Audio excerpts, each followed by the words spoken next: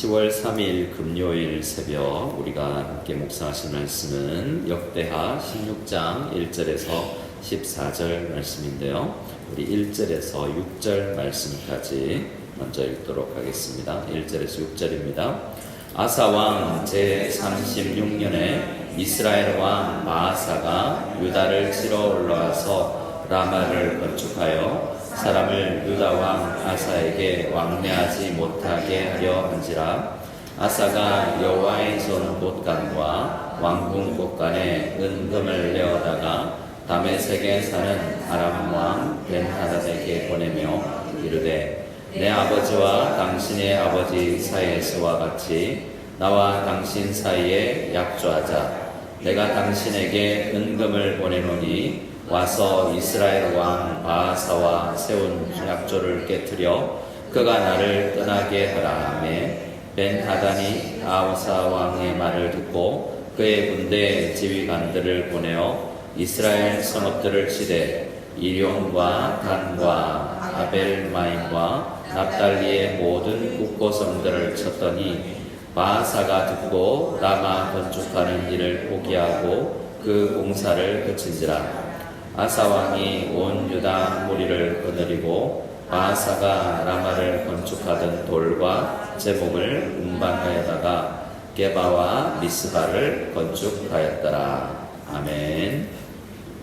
자, 오늘 말씀 우리가 읽었던 이 말씀만 보면 어떤 상황이냐면 아사 왕이 지금 계속해서 아사 14장, 15장, 16장 아사 왕의 이야기지 않습니까? 근데 아사 왕이 16장 우리 오늘 금방 읽은 6절까지의 말씀을 보면 좀 헷갈리기도 합니다.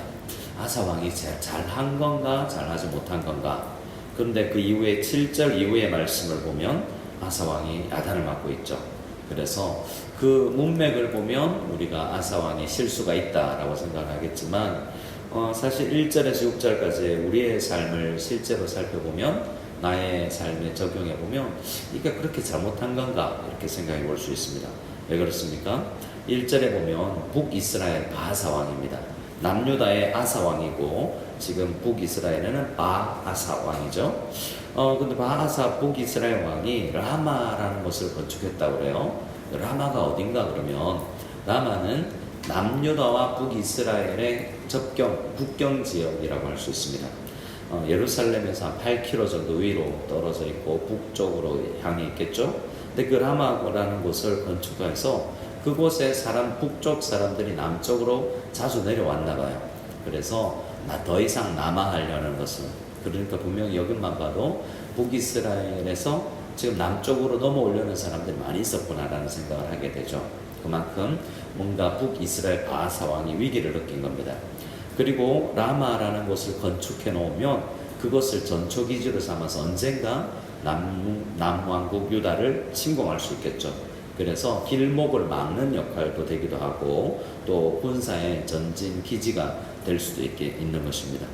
그 이유를 1절에 잘 읽어보면 아사 왕 제36년에 이스라엘 왕 바아사가 유다를 치러 올라와서 라마를 건축하여 북이스라엘 사람들을 유다 왕 아사에게 왕래하지 못하게 하려고 라고 이야기했지 않습니까? 자, 그럼 어떻게 해야 되죠? 지금 북이스라엘에서 사람이 못 내려오는 것 자체는 기다려준다고 해도 지금 침공의 위기가 있다고 생각할 수 있지 않습니까? 막아야죠. 그래서 아람 왕 벤하닷에게 돈을 주고 좀 도와달라고 이야기했습니다. 그래서 결국 어떻게 됐냐면 지금 6절에 아사 왕이 5절에 보면 바아사가 듣고 뭘 들었냐면 지금까지 북이스라엘과 연합군이 아람 왕 벤하닷이었어요. 근데 남왕국 지금 아사 왕에게 돈을 받고 그 조약을 깨뜨려버리고 지금 남유다 편에 붙은 거죠. 그러니까 아람 왕 벤하닷은 왔다 갔다 박쥐 같기도 하고 간에 붙었다 쓸개에 붙었다 돈 따라 움직이는 사람이지 않습니까? 어쨌든 문제는 어떻게 해결됐습니까? 5절에 보면 바아사가 지금 벤하닷이 아람 왕 벤하닷이 북이스라엘의 북쪽을 쳤어요. 저 위에 갈릴리 바다 쪽에 있는 여러 도시들을 이온, 단, 아벨마임, 납달리 같은 그 지역을 쳤어요. 그러니까 남쪽에 북이스라엘 입장에 보면 지금 국경 지역이기 때문에 남쪽이죠. 여기서 건축을 하고 있는데 북쪽이 뭔가 전쟁이 났다 그러니까 그 이야기를 듣고 급한 불부터 끄자 하고 올라가게 된 거죠. 자, 그래서 5절에 바하사가 듣고 라마 건축하는 일을 어떻게 했습니까? 포기했죠. 자, 그러면 지금 아사 왕이 원하는 걸 목표를 이루었습니까? 이루지 못했습니까? 이뤘어요. 자, 저기를 건축 못하게 해야 되겠다. 우리가 점령해야 되는데 지금 북이스라엘 와서 점령하고 있으니까요. 자, 목표를 이루었고 게다가 6절에 보면 아사 왕이 온 유다 무리를 거느리고 바하사, 북이스라엘 바하사 왕이 라마를 건축하려고 쓰려고 모아놓은 돌과 제목들을 가지고 다른 곳을 더 건축했다고 합니다. 어디를 건축했냐면 게바와 미스바라고 해서 이건 또 어디 있냐면 라마 왼쪽 오른쪽에 있는 거예요. 그래서 더 튼튼하게 우리 국경을 지금 라마와 함께 세 곳을 라마 또 왼쪽에 있는 미스바 오른쪽에 있는 게바 이렇게 해서 북이스라엘과의 접경 지역을 더 든든하게 오히려 우리 돈 안 들이고 지금 북이스라엘 사람 바하사가 모아놓은 걸 가지고 내가 우리 국력을 더 튼튼하게 하는 그런 은혜가 있었던 것이죠. 자, 잘했습니까? 못했습니까? 자, 보세요. 나는 우리 국력을, 국방을 든든하게 하고 우리 국민을 안전하게 하는 게 내 왕의 목표인데 그걸 이루었지 않습니까? 그런데 보면 선견자 하나니가 와서 야단을 친다는 겁니다. 근데 이기기는 이겼어도 그러니까 잘한 것 같이 보이지만 그 방식에 있어서도 문제가 있다는 것입니다.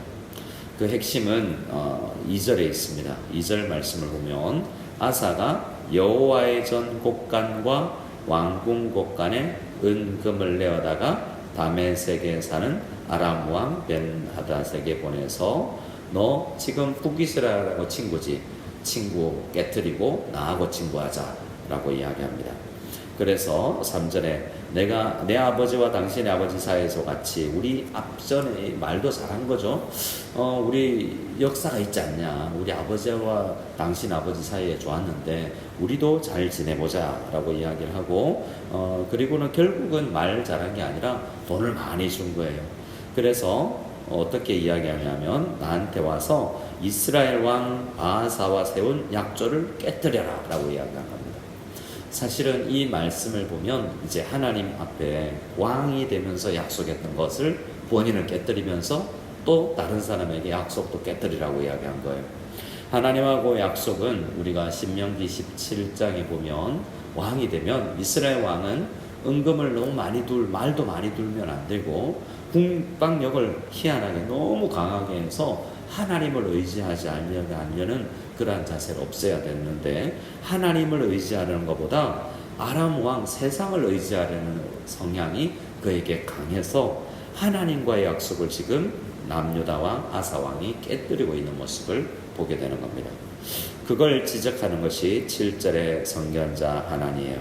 그런데 문제는 선견자 하나니가 와서 하나님의 말씀을 대언했는데 선견자 하나님 말씀을 그러면 자 이전에는 어땠습니까? 이 아사 왕도 그렇고 뭔가 선지자가 와서 말씀 전하면 아 그렇군요 제가 잘못했습니다 하고 회개하고 돌이켜야 돼요. 악한 길에서 떠나야 됩니다. 그런데 어떻게 하냐면 이 지금 10절을 읽어볼까요? 10절을 같이 읽어보겠습니다. 아사가 노하여 선견자를 옥에 가두었으니 여기까지요.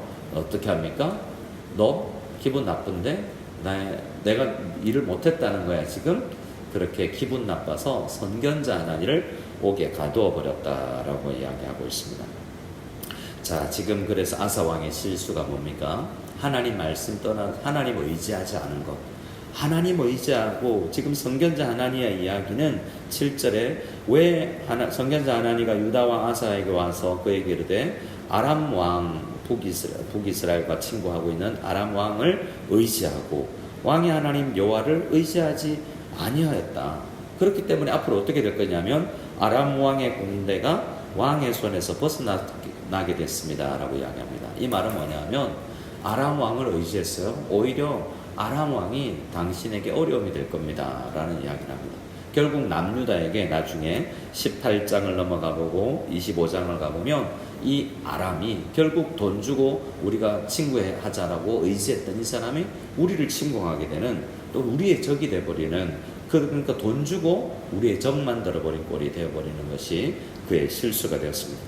그리고 8절 말씀부터는 과거를 왜 경험하지, 추억하지 못하냐는 거죠. 이전에 부스 사람과 룹 사람의 군대가, 큰 군대가 와서 우리를 왕을 어렵게 했을 때에 왕이 여호와를 의지했었지 않냐. 이보다 더 큰 문제, 100만 대군의 문제를 해결했었는데 믿음으로 왜 이 문제는 세상을 그렇게 의지하느냐라는 책망을 한 것입니다. 그러면서 우리 하나님께서 다 보고 계신다는 말씀을 하고 있습니다. 9절 말씀을 같이 한번 읽어볼까요? 9절입니다. 여호와의 눈은 온 땅을 두루 감찰하사 전심으로 자기에게 향하는 자들을 위하여 능력을 베푸시나니 이 일은 왕이 망령되이 행하였은즉 이후부터는 왕에게 전쟁이 있으리라 하매. 오히려 하나님을 의지하지 아니할 때 더 큰 문제가 생기게 됩니다 라고 이야기합니다. 하나님은 지금도 온 땅을 두루 감찰한다고 그러는데 어떤 사람을 찾습니까? 전심으로 하나님을 의지하며 신앙생활하는 목사, 그렇게 하나님을 사람을 의지하는 것이 아니라 우리 일하는 우리 성도님들도 전심으로 하나님을 향하는 그러한 사람들을 찾고 계십니다. 그러니까 역대하 7장 14절의 정신으로 살아가는 사람들을 찾고 있다는 것입니다. 그런데 이번에 이 일로 인해서 아사 왕은 어떻게 행했다고 결론이 되냐면 우리 9절 하반절에 왕이 망령되이 행하였다라고 이야기합니다. 망령되이 행하였다는 것이 성경에서 몇 번 나오는 것 같지만 사실 그만큼 자주 나온 게 아닙니다. 망령되이 일컫는 것은 사울 왕이 사무엘을 기다리지 아니하고 혼자 이 제사를 지냈던 때, 그때 망령되이 행하였다고 꾸지람을 받고요. 다윗 왕이 인구조사를 해서 그 일로 인하여서 국민들이 7만 명이 죽게 되는데 그런 게 망령되이 행하는 것이죠. 보면 우리가 6절까지 보면 그러니까 국가를 위해서 잘한 것 같지만 하나님께서 우리의 전심, 심령을 보고 있을 때 하나님을 의지하지 아니하는 이 문제가 망령되었다라고 할 정도로 큰 문제였다는 것을 보게 됩니다. 게다가 그 망령되었다라는 것을 지적하는 선견자를 옥에 가두고, 게다가 또 백성 중에서 몇 사람들을 더 그런 사람들을 학대하였다라고 10절에서는 이야기하고 있습니다. 그래서 초기 10년 잘했습니다. 어제 말씀을 보면 우리가 15장 19절을 보면 25년에서부터 35년까지, 자, 오늘 지금 우리의 말씀 66장 1절은 36년째의 이야기를 하고 있어요. 근데 어제 15장에서는 15장 10절에서는 아사왕 제25년에, 그리고 15장 19절에서는 이때부터 아사왕 제35년까지 전쟁이 없었다고 그랬잖아요. 그러니까 25년부터 35년까지 10년 동안 전쟁이 없었어요.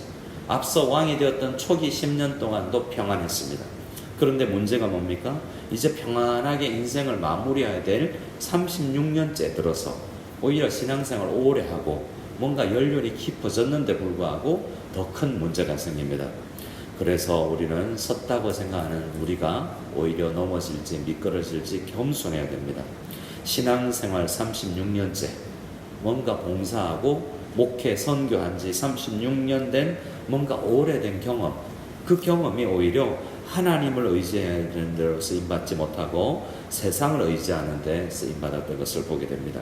그래서 그의 말년이 어떻게 됩니까? 12절에 보면 아사가 왕이 된 지 39년에 이 문제를 하나님께서 벌하시면서 39년에 그의 발이 병듭니다. 어떤 병이었는지 몰라도 발에서부터 시작되는 병이 들어서 매우 미독하게 되었습니다. 근데 이때도 어떡합니까? 전쟁이 아니고 아팠잖아요. 아프면 어떻게 됩니까? 여러분, 우리 아프면 어디 가야 되죠? 바로 기도하면서 병원 가야죠. 자, 차 타고 우리 택시 타고 가든 우리 뭘 타고 가든 병원 가면서 기도해야 돼요. 저희 어릴 때 저희 아이가 교회에서 우리 예배 드리고 있는데, 오후 예배 드리고 있는데 저기 유초등부실에서 아이가 다쳤어요. 이마에 꽁 찧어서 피가 나왔습니다. 그래서 애가 그전에도 한번 병원 가서 몇 번 얼굴 쪽에 꼬맨 기억이 있어서 아팠던 거죠. 너무 트라우마가 있어서 그런지. 근데 저희 예배 설교하고 있으니까 부모는 못 가고 집사님 한 분이 데리고 병원을 가는데 나중에 들어온 이야기가 병원 가면서 하나님 안 꼬매게 도와주세요. 하나님 안 꼬매게 도와주세요. 이렇게 꼬맹이였던 우리 둘째 아들이 이렇게 기도하면서 하는데 갔다 와서 안 꼬매게 돼서 감사하게 됐다는 이야기가 있습니다. 여러분 병원 가도 약 드실 때 기도해야 됩니다. 약만 의지하는 게 아니라 병원만 의사만 의지하는 게 아니라 약 먹을 때 제가 아는 한 집사님이 처음에 청소년부에 교회를 갔을 때 너무 신기했대요. 한 집에 갔는데 자기는 병원 갔다 와서 약을 그냥 먹었대요. 약 먹으면 나으니까. 근데 그 집에 집사님이 아기에게 약을 먹이는데 꼭 기도하고 약을 먹이더라고요. 뭐지? 약은 먹으면 낫는 건데 왜 기도를 하지? 라는 이야기를 하는 거죠. 하나님께서 약을 통해서도 역사하시는 것입니다. 그러나 하나님께 이렇게 의지하지 아니하고 12절 하반절에 병이 있을 때 그가 여호와께 구하지 아니하고 의원들에게 구하였더라. 사람 의지하는 것만을 말년에 보게 됩니다. 그래서 아사가 왕위에 있은 지 41년 후에 2년 동안 병상에 누워서 말년이 아름답지 못하고 병원에 누워서 사람만 의지하다가 이렇게 하나님 앞에 부르심을 받게 되는, 구원받았지만 아름다운 말년의 열매가, 신앙의 열매가 없는 안타까운 모습을 보게 되는 것입니다.